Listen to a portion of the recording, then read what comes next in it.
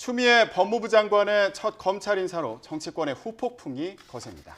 자유한국당은 추미애 장관에 대한 탄핵소추안과 이번 검찰 인사에 대한 국정조사 요구서를 제출했는데요. 내일 국회 본회의 참여도 불투명한 상황입니다.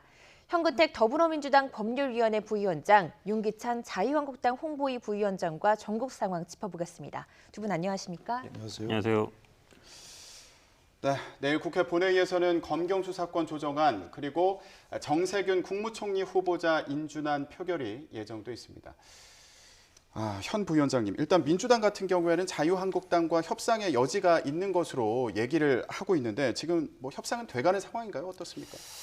이게 사실은 이제 검찰 인사가 나오기 전에는 자연스럽게 아마 필리버스터를 철회하고 그 다음에 본회의에서 일괄 아마 상정해서 처리하는 걸로 되고 있었는데 현재 한국당이 완전히 이제 나가진 않았습니다. 그러니까 광화문 집회도 보니까 한국당이 뭐 주최하거나 이런 건 아닌 것 같아요. 범투본이나 아마 정광훈 목사 중심으로 하는 것 같아서 뭐 일부 의원들이 아마 뭐 개인 자격으로 참가하는 형태 같아서 지금 약간 한국당 입장이 어정쩡한 상태인 것 같습니다. 그러니까 완전히 그러니까 이거를 그냥 처리할지 아니면은 네. 뭐 그렇다고 해서 지금 시기에 또 장외투쟁하긴 애매하거든요. 예. 근데 아마 필리버스터를 결국은 할 거냐가 관건인데 필리버스터를 하더라도 지금 뭐 선거법이라든지 공수처법이 통과가 됐잖아요. 그렇다 그러면 뭐 시간의 문제지 결국은 통과가 될 거 아닌가라고 본다 그러면 저는 아마 좀 소극적으로 참가하지 않는 형태로 좀 뭐 그러니까 어찌 보면 뭐 암묵적인 동의라든가 그런 형태로 가지 않을까라고 생각하고 있습니다. 네, 윤 부위원장님, 그러면 자유한국당 상황 어떻습니까 지금?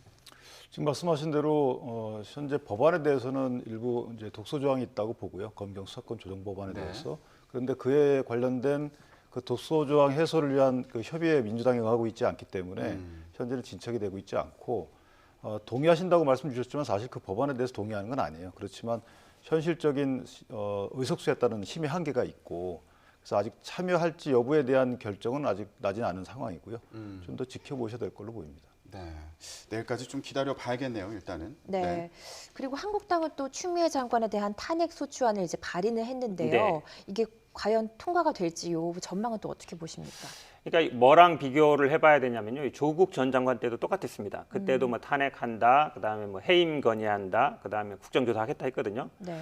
하나도 안 됐죠. 예. 그때는 어찌 보면 굉장히 첨예하게 갈렸어요. 조국 전 장관 수사에 대해서 그러니까 지금 4%실처럼 공부하지도 않았고요. 오히려 약간 소수 야당 중에서도 뭐 조국 장관의 문제 있는 거 아니냐 이런 의견도 있었거든요. 그때도 사실은 통과가 안 됐습니다. 근데 그 이후에 지금 뭐 공수처법, 선거법 처리하는 과정을 보면 4+1 연대가 좀 어찌 보면 계속 이게 되고 있잖아요. 그렇게 본다 그러면 일단 뭐 사유도 안 되고요. 이제 탄핵 사유라는 게 이제 헌법과 법률 위반인데 이제 법률 위반이라는 게 지금 뭐 검찰청법 얘기하지만 뭐 의견을 안 들은 게 아니라 의견을 제시 안 한 거죠. 그러니까 법 위반이라고 볼 수도 없고 그다음에 절차적으로 과반 찬성 넘을 리도 없고 저는 그냥 뭐 정치 공세에 불과하다라고 보고 있고 지금 뭐 다 했습니다. 한국당에서 고발도 했고 뭐 지금 뭐 국정조사도 하자 그러고 해임 건의도 하는데 결국은 국회에서 이루어지는 거는 결국은 과반이 돼야 돼요. 148석이 돼야 되는데 될 일이 없고 그다음에 지금 검찰에 뭐 수사한 것도 검찰이 수사하기도 좀 부담스럽습니다. 검찰에 대한 인사인데 그거를 업무 방해와 뭐 직권남용 고발했는데 검찰이 만약에 직접 그 수사를 한다 그러면 장관이 인사권 행사에 대해서 수사를 한다? 좀 모순이잖아요. 그러니까 제가 보기에는 뭐 국회 내에서든 뭐 법적인 조치 고발한 거든 뭐 별 실효성은 없을 것으로 보입니다. 네, 말씀하신 대로 이게 통과가 되려면 탄핵소추안이 통과가 되려면 148석이 필요한데 지금 한국당 의석수로는 좀 표가 모자른 상황이잖아요. 다른 당과의 공조를 좀 추진할 가능성이 있다고 보십니까? 역부족인 건 사실인데요. 그 국회에서 의결 그 결과도 중요하지만 절차도 중요하다고 봅니다. 그러니까 국회라는 곳이 행정부를 견제하는 기관인데 한국당 입장에서 보면 현재 추미애 장관의 인사권 행사는 사실 문제가 있다. 위법 여부까지 문제가 될 수 있다라는 시각을 갖고 있어요. 그렇다면 그에 관련해서 어떤 국회법상 보장된, 헌법상 보장된 국회의원으로서의 의무를 해야 되는 겁니다. 그게 하나가 이제 국정조사 및 탄핵소추예요. 탄핵소추안을 발의를 하게 되면 무기명 투표로 의결되기 때문에 만약에 거기서 어느 분이 의결에 찬성했는지 여부는 밝혀지지 않겠지만 정당으로 보면 밝혀져요. 그래서 이 해당 정당이 과연 국회의원으로서의 행정부 견제에 충실했는지 여부는 분명히 밝혀질 것이다. 이런 걸 남겨놓기 위해서라도 분명히 저희가 발의를 한 것이고요. 네. 국정조사도 이제 요구가 됐어요. 4분의 1 이상 되기 요구가 됐기 때문에 의장께서 이제 보고한 이후에 이것이 그 특위 구성이 돼야 되거든요. 특위 구성에서 누가 반대하는지, 그다음에 조사개혁서를 만드는 데서 누가 반대하는지. 아니, 국정조사라는 것은 탄핵과 또 다른 의미입니다. 이것은 현재 이렇게 된 그 배경이 어떤지에 대한 조사를 하자는 것인데 이거를 과연 막을 이유가 있느냐? 이것도 마찬가지로 남겨돼야 되는 겁니다. 결과론적으로 이게 채택될지 시행될지 모르겠지만 국회의원으로서의 의무를 충실히 이행했는지 여부는 분명히 남겨둬야 다음 총선에서 이 부분 관련된 국민의 심판이 있을 것이다 라는 차원에서도 추진하게 된 것입니다. 그러니까 절차적인 부분에도 의미가 있다 이런 말씀으로 이해가 되는데 앞으로 어떻게 진행될지 지켜봐야 되는 그런 상황으로 보이는데요. 근데 지금 탄핵소추안뿐만 아니라 그 검경 수사권 조정안 이 패스트트랙 법안들 그렇죠. 어떻게 될지 이것도 또 관심입니다. 일단은 내일 본회의에 상정이 돼서 처리가 될 것으로 그렇게 예상이 되는 상황이에요. 어떻게 전망하십니까? 그러니까 그 검경수사법이 두 개죠. 형사소송법과 검찰적 법인다. 근데 형사소송법은 이제 상정이 됐는데 네. 물론 이제 그게 더 중요합니다. 검찰적 법은 약간 조직에 대한 거지만 지난번에 본회의 때 상정하고 토론을 했기 때문에 아마 뭐 월요일 날 처리될 걸로 보는데 이제 검찰청법은 모르죠. 아마 이제 필리버스터를 안 걸었으면 모르겠지만 걸었으면 이게 또 다음에 한 번 더 연기될 가능성이 있고요. 근데 예. 어쨌든 지금 뭐 필리버스터를 걸면서 뭐 다른 대안을 내놓거나 이런 건 또 아니기 때문에 이거에 대해서는 그동안 큰 이견은 없었거든요. 네. 아마 원안대로 통과될 가능성이 높다라고 보고 있습니다. 예. 형사소송법 같은 경우에는 검찰의 경찰에 대한 지휘권을 이제 없애는 그런 내용을 담고 있고 경찰이 수사 종결권을 갖는 내용을 갖고 있고요. 그리고 검찰청법 개정안 같은 경우에는 검찰의 그 직접 수사 범위를 제한하는 내용을 담고 있는데 이런 부분에 대해서 지금 자유한국당 같은 경우에는 뭐 이견이 있는 상황인 건가요? 계속 협의를 또 하자고 하니까요. 예, 일부 이견이 있습니다. 예를 들면 수사 종결권 같은 경우에는 이제 저번에 제가 말씀드렸는데 이것이 불기소 의견으로 만약에 검찰에 넘어온 경우에 경찰 수사가 다시 한번 제의를 요구하게 되면 왔다 갔다 할 수 있어요. 핑퐁이 될 수 있거든요. 그래서 이런 부분에 대한 보완이 법령에 지금 들어가 있지 않고요. 그것을 대통령령으로 한다는 일부 여권 인사분이 주장을 하시는데 사실은 그 부분도 법령에 넣는 게 맞고요. 그다음에 여러 가지 뭐 검사 그 피신 조서의 증거 능력 이 부분은 저희가 크게 반대하지는 않지만 어찌됐든 논의가 덜 된 부분이 있단 말이죠. 또 하나는 이제 경찰의 영장 청구권이 보장이 안 돼 있어요. 이 부분은 다만 이제 뭐 심사위원회를 고등검찰청에 만든다 이런 부분이 있지만 충분치 않고 이런 부분들과 관련된 좀 더 논의가 필요하다는 입장이고요. 다만 이와 관련돼서 한국당이 기본적으로 검경 수사권 조정에 대해서는 반대하지 않는 거기 때문에 저희가 이 법안을 반대할지 여부는 아직 확정이 돼 있지 않다. 이런 게 당론입니다. 근데 내일 일단 본회의가 예정이 되어 있는 상황인데 그 전에 어떤 뭐 협상의 움직임이 없으면 그냥 지금 그대로 가는 거 아닙니까? 그러니까 저희가 협상하자고 이렇게 민주당께 말씀을 드리는데 그런 조항들과 관련된 논의 자체를 민주당에서 받고 있지 않기 때문에 그것이 다소 뭐 보완될 여지는 사실 없어요. 현재 입장에서. 네. 그런 상황에서 한국당이 참여해서 표결에 응할지 말씀하신 대로 무제한 토론을 할지 여부에 대해서는 아직 정해진 바 없다. 이렇게 말씀드리겠습니다. 네. 그런데 지금 이렇게 협상이 안 되는 이런 상황에 도화선이 네. 된 게 아까 말씀하신 것처럼 검찰의 인사 그 관련된 논란이 일면서 또 다시 시작된 걸로 보이는데요. 지금 뭐 한쪽에서는 항명이다, 그리고 한쪽에서는 검찰 대학살이다 이렇게 주장을 하고 있는 상황입니다. 저희가 양쪽의 여야의 입장을 좀 준비했는데 들어보고 나서 얘기를 계속 해보도록 하겠습니다. 지난 검찰 인사 과정에서 발생한 검찰의 항명은 그냥 넘길 수 있는 일이 아닌 것 같습니다. 검찰이 지금까지 이런 행태를 해왔기 때문에 검찰 개혁을 해야 된다는 요구가 많았던 것입니다. 검찰 대학살을 저지른 것도 모자라 이제는 윤석열 검찰총장마저 찍어내려 국무총리까지 가세해 항명으로 몰아붙였다. 국무총리를 들러리 세워 윤석열 총장의 사퇴를 종용하고 나선 것이다. 검찰의 항명이다. 검찰 개혁 요구가 이래서 많았던 거다. 이렇게 네네. 지금 민주당에서는 얘기하고 있고요. 그리고 자유한국당에서는 이거는 검찰 학살이다 이렇게 표현을 하고 있는 상황인데요. 어떻게 보십니까? 그러니까 가장 논란이 됐던 게 이제 검찰청법에 보면 이제 법무부 장관 인사 제청을 할 때 검찰총장의 의견을 듣도록 돼 있죠. 이게 아마 언제 생긴 거냐면 2004년인가요? 아마 그 강금실 장관 전 장관하고 송광수 총장 시절에 인사와 관련해서 논란이 있다 보니까 뭔가 규정을 두자 이러면서 논의가 됐는데 그때 사실은 국회에서 논의가 많았습니다. 협의해야 된다. 아니면 의견을 반영해야 된다.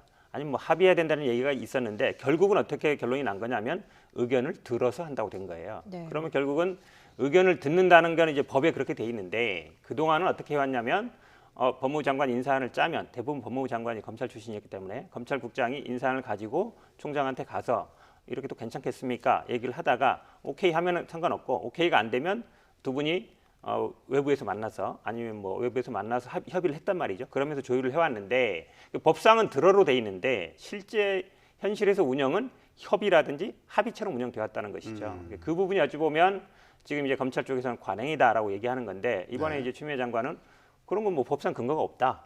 원칙대로 하겠다. 하다 보니까 문제가 생긴 건데 결국은 쟁점은 하나입니다. 그러면 법무부 장관이 검찰총장의 의견을 안 들었느냐?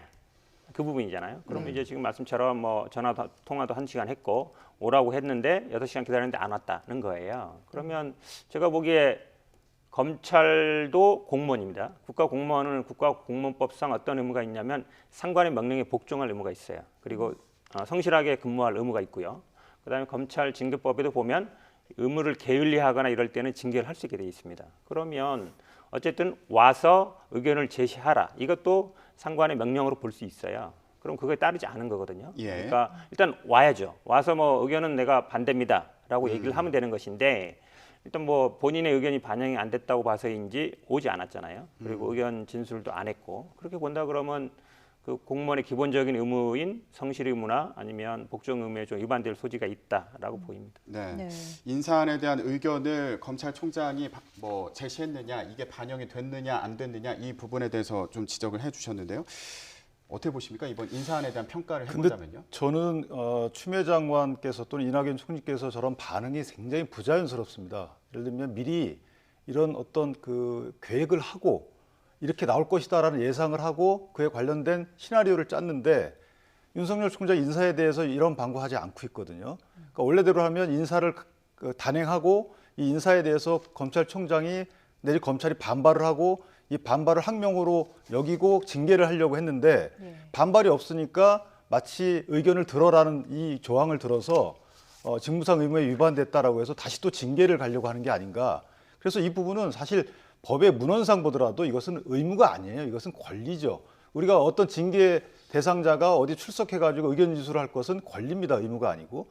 또 하나는 의견 진술의 기회를 실질적 기회를 줘야 되는 거예요. 예를 들면 인사 범위가 어디고 인사 폭이 어디고 어떤 취지고 이런 걸 주고 나서 여기에 대한 의견을 달라 그래야지 의견이 뭐냐라고 뜬금없이 그냥 아무런 범위도 없고 인사 방향도 없이 의견을 달라 그러면 그건 의견을 줄 수가 없는 거 아니겠습니까? 이런 의견 줄 수 없는 여건을 형성해 놓고 의견 안 줬다고 해서 징계로 몰아가는 것은 어차피 목적은 거기다. 답정너라는 거죠. 답정너. 그래서 이 부분은 적당하지 않고요. 의견을 들게끔 한 이유는 뭐냐면 검찰총장이 수사 관련된 최종 지휘 책임자예요. 그러면 현재 진행 중인 수사와 관련된 걸 알고 있단 말이죠. 근데 인사안을 보면 예를 들어서 수사와 관련된 인사가 아니에요. 이 사람 바꾸게 되면 수사에 지장이 있어. 그럼 검찰총장이 의견을 내게끔 하도록 하기 위한 취지예요. 네. 실질적인 취지는. 뭐 과정은 강민실 장관한테 이렇게 했지만 따라서 검찰의 수사에 지장이 받는 인사를 하지 않도록 하는 것이 이 의견 듣는 원래 취지인데 그에 불구하고 듣지 않고 그런 지장 있는 인사 냈다는 거죠. 여기에 네. 더 큰 문제가 있는 거고 따라서 수 장관께서 저렇게 항명이라고 말씀하시는 거는 조금 저는 자연스럽지 못한 반응이다. 이렇게 네. 생각을 합니다. 그러면 지금 수사와 영향을 미칠 수 있다 이 부분을 좀 지적을 해주셨는데 이번 검찰 인사가요. 이 부분에 대한 얘기도 좀 해보도록 하겠습니다. 윤석열 총장의 측근들이 좌천됐다. 뭐 여권이나 청와대 관련한 수사에도 영향을 미치는 거 아니냐 이런 얘기들이 있는 것도 사실이거든요. 이 부분에 대해서는 어떻게 평가하십니까? 일단 지금 수사는 이제 세 갈래였잖아요. 처음에 조국 일가 수사였고 두 번째가 아마 유재수 감찰 무마 사건이었고 세 번째가 아마 하명 수사, 울산시장 하명 수사였는데 뭐 조국 장관 개인 비리에 대한 가족 수사는 이제 종결이 됐습니다. 일단 네. 기소가 됐죠. 그러니까 법정으로 넘어갔고요. 두 번째 아마 유재수 감찰 무마 사건은 뭐 조국 장관에 대한 아마 영장이 기각되면서 불구속 기소할 거 아니냐. 작년 말부터 그런 얘기가 나왔습니다. 그리고 사실은 그 원래 그 하명 수사 의혹은 황운하 총경의 핵심이에요. 그분이 어찌 보면 뭐 그 하명 수사 의혹을 받았던 거 아니냐. 근데 지금 그게 약간 수사 갈래가 청와대가 뭐 선거에 개입한 거 아니라 넘어가고 있는데 지난번에 이제 황운하 총경에 대한 수사가 지금 안 이루어지고 있죠. 그러면서 검찰의 수사의 목적이 이제 약간 어찌 보면 청와대 선거 개입 쪽으로 가고 있는데 지난번에 부시장에 대한 영장이 기각되면서 저는 뭐 검찰의 수사 방향이 좀 방향을 잃었다고 봅니다. 그럼 예. 그 세 가지 지금 얘기한 부분들이 기소가 이미 됐거나 기소를 앞두고 있거나 수사의 방향이 저는 오히려 좀 다른 데로 가고 있다. 그래서 저는 뭐 이 부분은 거의 수사가 다 끝났다라고 보기 때문에 예. 수사에 큰 영향은 없다고 보고 있습니다. 수사에 별 영향이 없을 것이다 이렇게 평가해 주셨는데 근데 또 지금 중간 간부급 그 인사에도 관심이 모아지고 있는 상황이거든요. 이 인사까지 더해지면 영향이 뭐 있을 것이다 이런 전망이 나오고 있는 상황이어서 좀 짚어봤으면 좋겠어요.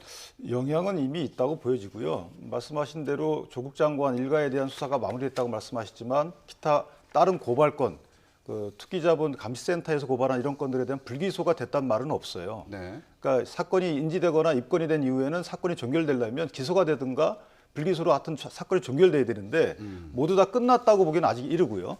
그다음에 중간 간부에 대한 그 인사는 사실은 지금 대상은 아니거든요. 왜냐하면 그 필수 보직 기간을 뒀기 때문에 이것은 뭐 규칙이에요. 예규나 이렇게 법령이기 때문에 이것을 어겨서 인사하려면 특별한 일이 있어야 돼요. 뭐 직제를 만들든가 뭐 승진 인사라든가 뭐 그런 식으로 한다 그러면 이 수사 방해 의도가 있다고 보여질 수밖에 없고 또 하나는 장관께서 그런 말씀하셨잖아요. 직제 없는 어떤 수사본부 등을 만들지 마라. 근데 현재는 그 예규에는 있어요. 만들 수 있는 검찰총장의 권한이 주어진 특별수사, 특별감찰본부를 만들어서 운영할 수 있도록 돼 있단 말이죠. 그런데 말씀으로 그냥 말로다가 이 예규가 있음에도 불구하고 말로다 하지 말라라고 했단 말이에요. 그럼 법무장관의 말씀이 예규에 반하는 말씀을 하신 거예요. 명령을.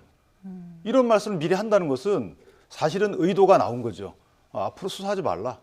그럼 결국은 수사를 하지 않도록 하기 위한 여러 가지 조치들을 해왔다라고 제기된 의혹이 일리가 있다. 이런 식의 반응이 있을 수 있는 거죠. 중간 간부 말씀드리면요. 사실은 뭐 아시겠지만 원래 검찰 인사가 1월 말 2월 초에 있습니다. 네. 모든 검사들 중간 간부뿐만 아니라 평검사 거의 전부를 대상으로 하거든요. 그러니까 어쨌든 정기적인 인사 시기예요. 시기적으로. 그다음에 지금 그때는 할 때는 어떤 사건을 수사하는 사람은 인사 안 하고 어떤 사건을 수사하는 사람은 인사하고 그렇지 않습니다. 전부 대상이에요. 대부분 자기 희망지 써내서 아니면 뭐 골라서 가기 때문에 사실은 당연히 인사를 하는 게 맞죠. 시기가 됐고 그러면 예를 들어 특정 사건을 수사하는 사람은 인사를 안 하고 특정 사건을 수사 안 하는 사람은 인사하고 그렇게 또 할 수 없거든요. 그러니까 제가 보기에는 이거에 대해서는 큰 문제는 없다고 봐요. 시기적으로도 그렇고 그다음에 지금 말씀하신 이제 별도의 조직을 그러니까 쉽게 얘기하면 특수단이라든지 이런 걸 만들지 말라는 얘기는 옛날부터 있던 얘기입니다. 왜냐하면 검찰이 외부로 파견 나간 분들이 한 50분 정도 돼요. 40, 50분 정도 되는데 이것도 항상 말이 많죠. 근데 예전에 보면 사실은 이렇게 지방으로 보냈다가 그분들을 뭐 특별수사단식으로 해서 불러가지고 다시 특별수사팀을 꾸려서 하는 경우가 많았거든요. 약간 편법이라는 얘기가 많았어요. 왜냐하면 실제로 소속은 뭐 지방 검찰청에 소속돼 있는데 실제로 일은 이제 중앙법원에서 와서 한단 말이죠. 그런 부분들에 대해서 좀 원칙을 제시한 것이다 보고 네. 규정이 없다 그러는데 규정이야 이게 대통령령이라든지 아니면 법무부로 영으로 돼 있습니다. 이런 거는 이제 규정을 저는 아마 뭐 만들어 갈 거라고 보고 있습니다. 예. 네. 제가 한 가지만 보태면 네. 규정을 만들어서 하면 됐어요. 사실 그것도 문제가 있지만 근데 규정을 교치기 이전에 장관께서 먼저 명령을 내렸단 말이에요. 근데 그 명령이 규정에 반하는 거예요. 그러면 이 명령 자체가 너무 성급하다는 걸 넘어서 법령에 반하는 명령을 내리신 게 일단 문제고요. 특별수사본부는 지금도 운영되고 있어요. 세월호 특본 있잖아요. 네. 그다음에 강원내도 특본도 있어요. 그다음에 이성윤 지금 중앙지검장으로 발령 나신 분이 이미 언론에 나왔지만 특본을 만들어서 검찰총장이 지휘받지 않는 이런 수사를 진행하자라고 이전에 제시한 적도 있어요. 근데 갑자기 특본을 만들 수 없도록 미리 성급하게 명령을 내리신 이유가 뭘까? 여기에 이제 문제가 있는 거죠. 제가 보기엔 큰 틀에서 보면요. 결국은 아마 지금 검찰 개혁의 큰 틀이 방향이 보면 검찰은 좀 수사를 줄이는 거예요. 공수처라든지 검경수사권도 방향이 보면 검찰이 직접 수사를 좀 줄이는 방향입니다. 그런 부분이기 때문에 그 틀에서 보면 맞는 거죠. 그러니까 특별수사본부를 만드는 건 기본적으로 어떤 하나의 수사를 한 목적이잖아요. 네. 그런 부분을 점점 줄이라는 거기 때문에 저는 뭐 검찰 개혁 기본 방향도 맞다. 그리고 네. 규정상은 제가 반하는지 여부는 정확히 모르겠는데 사실은 그 동안에는 이게 그걸 만드는 근거 규정이 저는 정확히 뚜렷하게 없는 걸로 알고 있습니다. 그래서 예. 아마 그 부분에 대해서는 규정이 미비한 거라면 규정을 뭐 새롭게 만들 필요도 있다고 봅니다. 예, 그러면 마지막으로 좀 간단히 이 주제와 관련해서 정리를 좀 두 분 말씀 간단히 들었으면 좋겠는데, 그러면 지금 특별수사팀, 별도 수사팀을 꾸릴 때 장관의 승인을 받도록 한 그 부분에 대해서 지적을 해주신 거 아닙니까? 근데 일부에서는 그러면 이거 장관의 승인을 받고 어떤 특정 사건에 대한 수사에 착수하도록 하겠다는 거 아니냐, 이런 식의 지적이 있는 것도 사실인데 이 부분은 어떻게 얘기할 수 있을까요? 그러니까 예를 들어서 이건 수사가 아니죠. 조직에 대한 것이죠. 인력에 대한 거잖아요. 그러니까 예. 지금 말씀처럼 예를 들어서 A라는 검사가 예를 들어서 뭐 부산지검장으로 발령을 했는데, 아니면 거기에 뭐 특수부로 발령을 했는데 검찰총장이 그걸 상관없이 그냥 특별수사팀을 꾸려가지고 중앙지검으로 불러가지고 수사를 한다 그러면 그 인사권하고 충돌하는 거거든요, 사실은. 그러니까 인사라는 게 어찌 보면 뭐 정무적인 판단도 하지만 본인들의 능력과를 고려해서 하는 건데, 다시 검찰총장이 그거에 상관없이 불러들여가지고 사건을 맡기는 일이 있었단 말이죠. 특별수사본부가 바로 그런 것이죠. 그렇게 본다 그러면 기본적으로 어쨌든 법무부 장관이라든 대통령의 인사권과 충돌하는 부분이 있고, 그 두 번째 말씀드린 것처럼 이 직접 수사를 좀 축소하는 방향인데 그런 부분들과 좀 어긋나는 부분이 있고, 네. 그다음에 사실은 여기서 지금 예를 들어서 검찰총장이 어떤 사건을 수사하겠습니다, 그래서 특별수사본부를 꾸리겠습니다, 이렇게 나온 건 지금 아니거든요. 예를 들어서 그렇게 조국 장관 아니라든지 아니면 특히 지금 청와대 선거 개입에 대해서 특별수사본부를 하겠다 했는데 그걸 하지 말아라, 이런 게 아니기 때문에 일반론적이라는 거라고 보고 있습니다. 알겠습니다. 예. 하지 말라는 거잖아요. 지금 그렇게 승인받고 해라 이 말은 마음대로 하지 말라는 소리고요. 일단 운영지침이라는 게 있어요. 이미 예결이 정해져 있고요. 특별수사본부는 한시적인 조직입니다. 그리고 보직은 이미 정해져 있고 일시 파견돼서 하는 거예요. 여태까지는 아무런 문제가 없었어요. 그런데 이건 수사를 하겠다는 거 아니겠습니까? 그것도 검찰총장이 명을 받는 게 아니에요. 독립적인 수사기관입니다. 검사장이나 고등검사장이 알아서 수사본부장이 돼가지고 검찰총장이 지휘를 받지 않는 기구예요. 근데 이걸 하지 말라라고 하는 이유는 사실은 좀 문제가 있는 거죠. 그러니까 이러다 알겠습니다. 보니까 예. 사실은 그러니까 중앙지검이라든지 이런 데가 예전에 이제 대검 중수부를 폐지했잖아요. 그런 것 때문에. 그런데 사실상 그런 특별수사본부를 꾸리면서 거의 뭐 중수부 같은 역할을 많이 하는 거 아니냐, 이런 얘기가 많이 있었거든요. 그럼 예. 그 지방청에 있는 검찰이 어떻게 되냐면 그 한 분이 어쨌든 파견식으로 나가 있잖아요. 실제 소속은 여기 돼 있지만 예. 그런 약간 부정이 많이 있었거든요. 그런 예. 거에 대한 어떤 좀 원칙을 세우는 그런 예. 뭐 조치라고 보고 있습니다. 알겠습니다. 예, 여기까지 듣도록 하고요. 원칙을 세우는 과정이다. 그리고 기존의 인사 원칙과 또 충돌하는 부분이 있었기 때문에 명확히 하고 넘어가는 거다, 이런 말씀이고, 그리고 지금 검찰의 어떤 특정 이슈에 대한 수사를 막기 위한 조치가 될 수도 있다, 이런 우려를 표명하신 것으로 이해하겠습니다. 뭐 더 하실 말씀 있으신가요? 간단히 한다면? 아니 저는 규정에 반하는 명령을 내리시는 게 이거를 용인되는 문화가 좀 이상한 거예요. 규정을 그냥 바꾸시면 돼요. 사전에 규정에 반하는 명령을 내리실 게 아니고 앞으로 규정을 바꿔가겠다, 이런 일반적인 논을 말씀하시면 이해를 하겠는데 네. 규정이 있는데 그 규정에 반하는 명령을 내리는 게 문제가 있다는 거죠. 알겠습니다. 네. 또 이런 가운데 또 관심이 가는 게 검찰에 대한 수사 의지입니다. 이 청와대 압수수색을 최근에 또 했잖아요. 이번이 또 세 번째 청와대 압수수색이라고 하는데, 범죄 자료 일체를 이제 제출해 달라라고 하는데 청와대는 이제 거부를 했어요. 왜 이렇게 판단했다고 보십니까? 그러니까 이게 청와대 압수수색이요. 뭐 예전 정부도 있었습니다. 아마 이명박 정부 때 한 번 있었고 박근혜 정부 때 세 번이고 아마 이번에 문재인 정부 들어서 네 번째로 알고 있는데, 네. 사실은 이제 청와대가 군사상 기밀을 요하는 장소로 돼 있어서 그 허가를 받게 돼 있어요. 그러니까 그동안 압수수색도 경내에 진입해서 일반적인 것처럼 이렇게 압수수색을 하진 않았어요. 이미 제출 형식으로 했던 거죠. 그러면 이제 제출할 때는 사실은 이제 원래 뭐 청와대라든지 공공기관에는 압수수색 들어가기 전에 먼저 좀 주십시오, 이런 자료를. 그러니까 이미 제출을 먼저 요청하죠. 네. 그렇죠. 요청해서 안 주면 이제 그때 가서 압수수색을 하는 게 맞는데, 이번에 얘기 들어보면 그 전에 그렇게 좀 제출해달라는 요구도 잘 없었다. 그리고 압수수색 영장에도 지금 나온 것처럼 좀 이게 사실은 특정을 해야 되거든요. 누가 쓰던 언제 누가 쓰던 컴퓨터에 있는 뭐와 관련된 자료라든지 이렇게 아주 네. 특정이 돼야 되는데 그렇게 특정이 안 됐던 것 같습니다. 그러니까 큰 틀로 보면 앞에서 얘기했듯이 검찰이 지금 수사 방향이 하명 수사에 대한 건 안 하고, 원래 하명 수사 하려면은 사실 검찰청이라든지 경찰청이라든지 이런 데를 했어야 되는데 황운하 총장도 소환하고 그게 안 하고 약간 청와대 선거 개입 쪽으로 가면서 그럼 그동안의 선거에 어떻게 관여했냐는 쪽으로 가기 때문에 좀 방향을 잃은 게 아닌가. 한마디로 얘기하면 여기저기 막 압수수색하는 조국 전 장관처럼 그렇게 하는 거 아니라는 기본적인 생각이 좀 있는 것 같아요. 지금 네. 형식적으로는 아마 특정 문제도 있지만, 그래서 예. 저는 뭐 검찰 입장에서는 지금 법원이 발부한 거다 이렇게 얘기하지만, 법원은 사실은 영장을 청구하면 그 그대로 인정할 거냐 불할 거냐